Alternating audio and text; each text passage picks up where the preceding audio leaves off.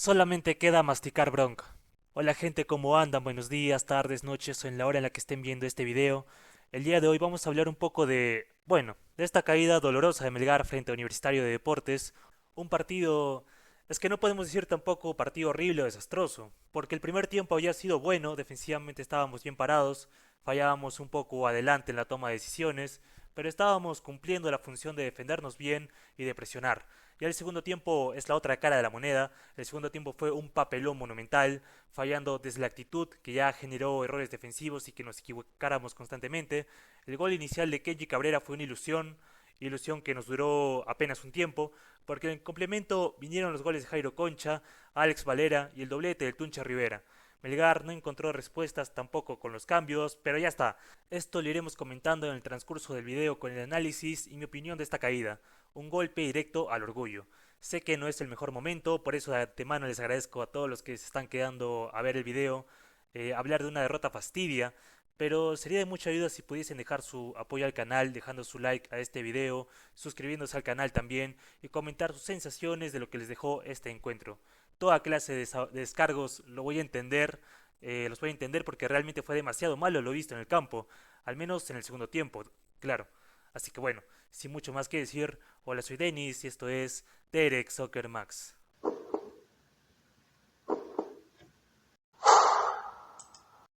Melgar fue aplastado y humillado 4-1 por Universitario de Deportes en el Estadio Monumental. Y la realidad es esa en primer lugar. La U nos humilló. Es raro para mí hablar de esto. Yo entiendo al hincha que con la calentura del momento dirá, qué partido asqueroso, que no hicimos nada bien, que se larguen todos. Pero no comparto del todo esto.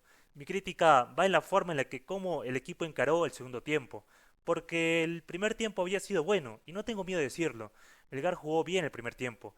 Era el escenario ideal para nosotros. El anotar rápido, el jugar con un bloque sólido en defensa, el que todos estén bien posicionados y que vayan a cortar, que corran, que se desgasten por proteger nuestra portería. Melgar hizo eso en el primer tiempo y yo lo aplaudí. Medio que me preocupó, eso sí, que luego de que hiciéramos el gol nos dedicásemos más a defender que tratar de salir de contra a buscar el segundo, pero irnos al descanso sí, con eso yo estaba tranquilo. Con esto yo pensaba, ya, Melgar controló a Universitario prácticamente todo el primer tiempo. Tiene todo a favor para cerrarlo en la segunda mitad. El marcador, la solidez atrás. Si juega como jugó el primer tiempo, lo va a lograr. La deuda está adelante. Por eso había que también tener rebeldía y personalidad. Y si era necesario hacer modificaciones. Pero por mi parte yo veía un futuro positivo de cara a la segunda mitad. Pero me sorprendieron. El segundo tiempo en verdad no esperé ver a un Melgar así, un dolor de ojos simplemente, terrible porque a la U le bastó hacer un par de cambios para pasarnos por encima. Nos marcaron nuevamente al inicio de una segunda mitad y todo fue de Universitario, la verdad. Absolutamente todo el equipo se desconectó.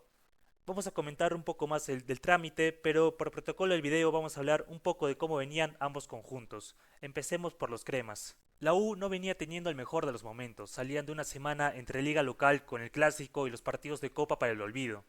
Caída ante el River Plate en el Estadio Monumental en Ate, el empate conseguido de forma agónica en el clásico contra Alianza Lima, jugando con un futbolista menos prácticamente todo el partido, y la dura derrota en Quito por la mínima diferencia frente a Independiente del Valle.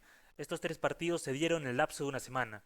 En cuanto a lesionados, arrastraban la ya conocida baja de Matías Di Benedetto, quien sufrió un desgarro en el partido que jugó la U frente a Sport Huancayo de hace un par de semanas.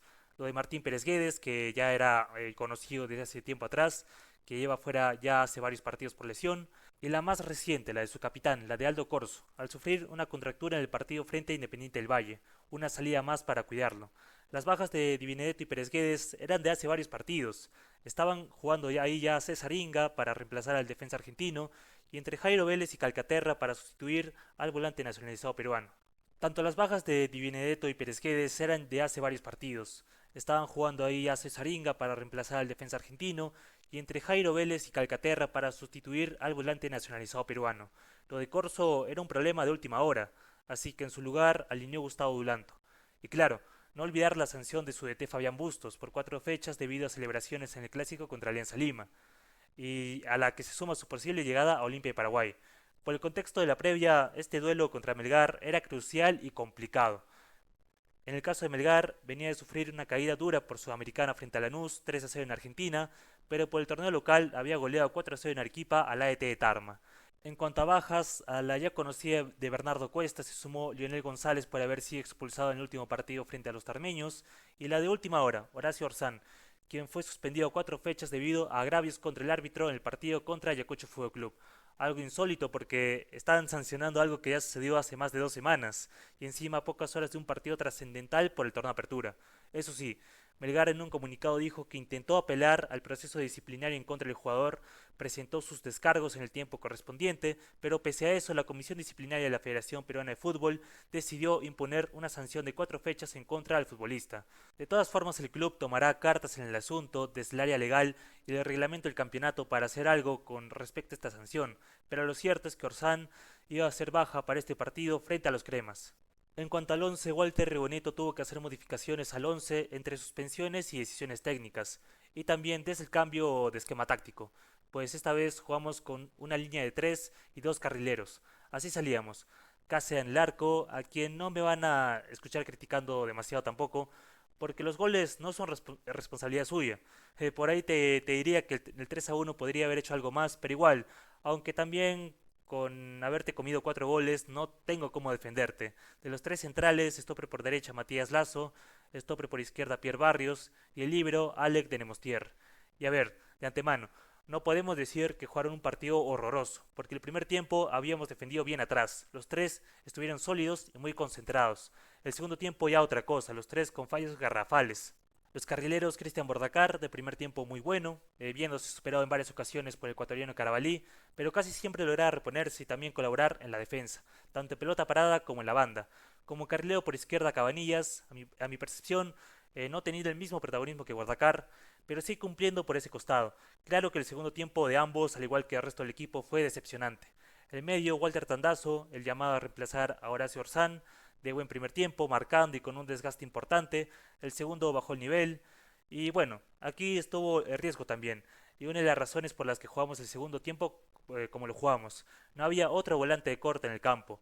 Tú tenías en el primer tiempo tratando de hacer esa función a Tomás Martínez y Lautaro Guzmán, cosa que no pudieron hacer. Por lo menos Lautaro ganó un par de faltas en la primera mitad, pero a Tomás se le veía totalmente perdido, y sumarle también a que su producción en ataque fue bajísima, entre pocas ideas y estar errático con los pases. Facundo Castro, el centroatacante, no tuvo ocasiones de peligro tampoco porque la pelota nunca le llegó. Melgar luego del gol y una que otra acción jugó prácticamente a defenderse y pasando la desgracia de la segunda mitad donde la uno se acorraló. Y Kenji Cabrera. Bueno, yo considero que tuvo un gran arranque, con el gol que anotó a los pocos minutos de haber empezado el partido. Aprovechando el error de Williams Riveros, ganando en velocidad, ni Inga ni Polo lo pudieron parar. Hay también un poco el error de Britos por la licencia que fue en su palo, la licencia que concedió. Kenji Cabrera le daba un arranque de partido bastante prometedor al dominó, pero nadie vería lo que vendría después. Para cerrar lo de Kenji, considero que luego del gol tuvo buenos momentos teniendo muchos espacios para jugar en el medio y hacer su fútbol, pero luego bajó su nivel. Y al igual que todo el equipo, en el segundo tiempo estuvo prácticamente desaparecido. Luego del 1-0 el partido se tornó más a ataque universitario, que entre malas decisiones y mérito de Melgar no podían aprovechar las aproximaciones que estaban generando.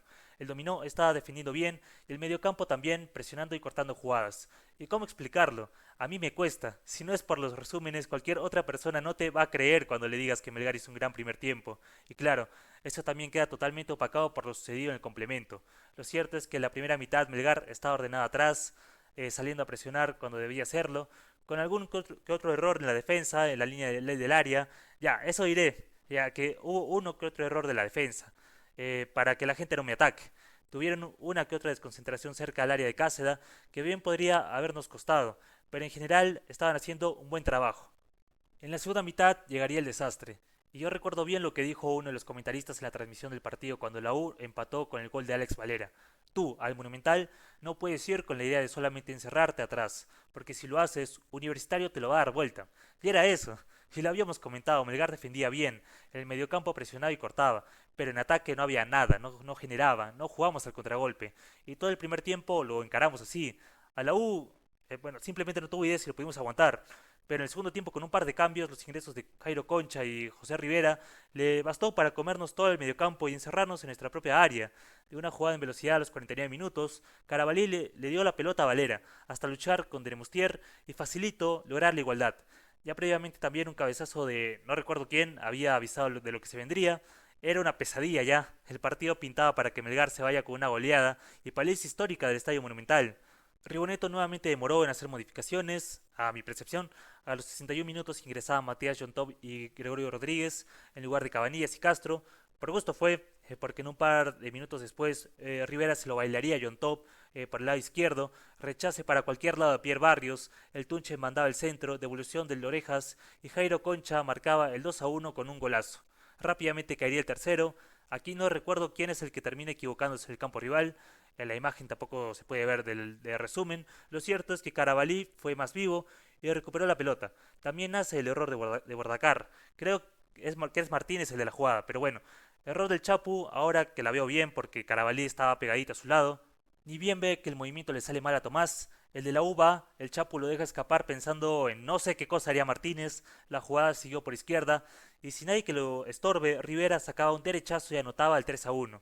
Rigoneto reaccionó tarde, pero al fin y al cabo lo hizo, haciendo modificaciones. Sacó a Tomás Martínez de partido flojísimo y así ingresaba a Chaca Arias. No había otro volante de corte tampoco en la banca. Era o el Chaca o nadie más. Y se iba Lautaro Guzmán, a quien la posición de volante le quedó grande. Y digo de volante porque nunca generó algo en ataque. En su lugar entraba Presiliza, Melgar con alguna que otra jugada, un cabezazo de Kenji Cabrera, la única vez que apareció en el segundo tiempo, que tuvo una gran respuesta del portero Britos, y también un intento de bordacar de pelota parada que se había desviado. Ahí aparentemente la tormenta de la U en el área de Melgar se había terminado. También porque los cremas estaban jugando a cerrar el partido, ya con el 3-1 cómodamente. Pero el Tunche Rivera se encargó de bailarnos en defensa para anotar el 4-1 y el definitivo de la goleada en los descuentos. Y bien podrían haber sido más goles. Había una tajada clave de Cáceres, una muy buena que le hace Edison Flores, y también un remate y un cabezazo que pasaron cerca de nuestro arco. Y la verdad, de milagro que solo fue 4-1. No hay nada que decir. La U también hizo un gran segundo tiempo con los ingresos de Rivera y Concha. Pudieron mandar de vuelta a su realidad a este equipo que no defiende bien y que no tiene capacidad de reacción cuando las papas queman. Ni con los que están en el campo, ni tampoco con los de la banca. Yo solo puedo explicar que la razón por la que Melgar flojeó tanto en el segundo tiempo es el factor psicológico, el que te conviertan rápido, el que también tu única estrategia sea defender. Ahí ya no encuentras respuestas y simplemente todo se viene abajo. Pero el trabajo se nota ahí también, o sea, te marcan rápido y ya te derrumbas, ¿no? Jugadores y cuerpo técnico. Así no puedes competir, hay que reaccionar. El Rigoneto también tiene mucha responsabilidad en esta caída, para hacer los cambios tarde, más allá de que los jugadores que tenemos en banca no tienen la capacidad de cambiarte el contexto adverso de un partido, el no incluir a otro volante de corte solo estaba Tandazo, de ahí Guzmán no te cumplió esa labor, y como dijeron en la televisión, al Monumental no puedes ir solo a defenderte, porque a Universitario le vas a dar la oportunidad de voltearte el partido. Y bueno amigos, este fue el video de hoy. Analizamos la goleada 4-1 que sufrió Melgar frente a Universitario de Deportes por la Liga 1. Para concluir, el Apertura no está perdido, Melgar sigue puntero del torneo y con el partido pendiente, pero jugando así nos va a costar y así simplemente no se puede. El próximo partido de Liga, viernes 18 de abril a las 3 de la tarde frente al Deportivo Garcilaso en la UNSA, fundamental porque jugamos en casa contra uno de los punteros del campeonato, no podemos dejar escapar más puntos, y el martes 22, 9 de la noche en Arequipa, Melgar recibirá a la Academia Puerto Cabello de Venezuela en la continuación de la Copa Sudamericana. Esta derrota, como dije al inicio, esta caída ante los cremas es directamente un golpe al orgullo, pero hay que levantarnos, a partir del amor propio, de compensar lo que perdimos frente a Lanús y Universitario con estos dos partidos complicados y cruciales en casa que están a la vuelta de la esquina. Eso sería todo por mi parte, agradecerles a todos los que se quedaron hasta el final. Sé que es difícil escuchar el análisis de un partido lamentable y triste, o bueno, segundo tiempo como lo dije al inicio, pero aquí estamos, dando la cara. Y ahora sí, sin nada más que decir, me despido y hasta que el fútbol nos vuelva a convocar. Adiós.